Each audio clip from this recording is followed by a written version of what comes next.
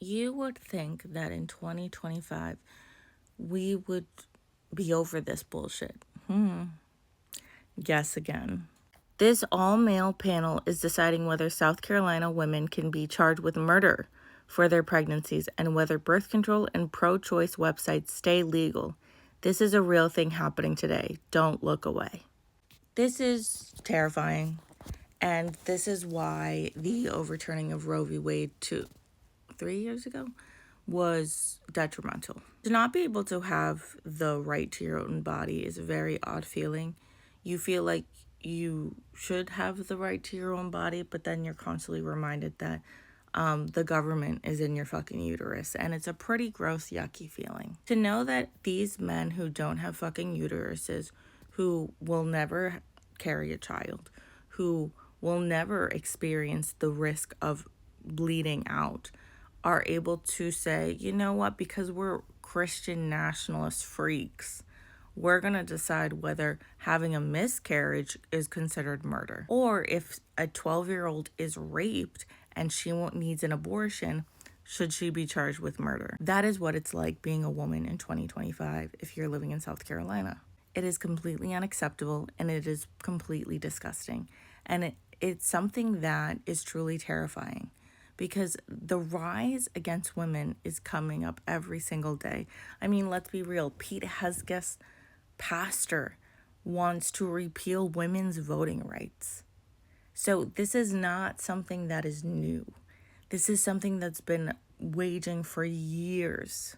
Women's rights is something that scares men, specifically men with little fucking confidence in themselves. And they would rather do anything and everything to crush us. And this is one of their ways they're going to try. If you live in South Carolina, I highly recommend calling your congresspeople. And I highly recommend calling your senators. Here is the representatives. I can't access all of your representatives and their numbers, but here are the senators. At least you have someone to call. Also, call your governor. Call people that you feel can make noise. The thing is that when you take away access to healthcare, people die, because this is healthcare, whether people want to acknowledge it or not. Having access to abortion care, having access to research on sex ed is healthcare, is very vital.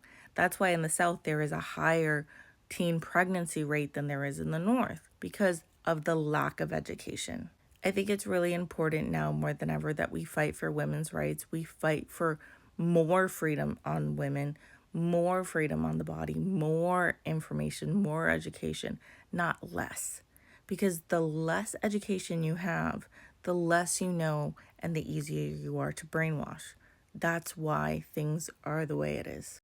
It's pretty scary to think that the reason why the South is really trying to destroy our entire education system is because they want women, girls, to be fucking dumb. And they want boys to be really fucking angry. And it's a pattern. It's a cycle. It's important that we as a society don't let the Republicans win. Because I'm sorry, what the fuck do you mean I can't have control over my fucking body?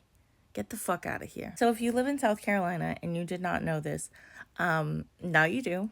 It's something that is pretty terrifying. And if you know anyone who has fears or is currently thinking of getting an abortion or anything, honestly, they need to know this information.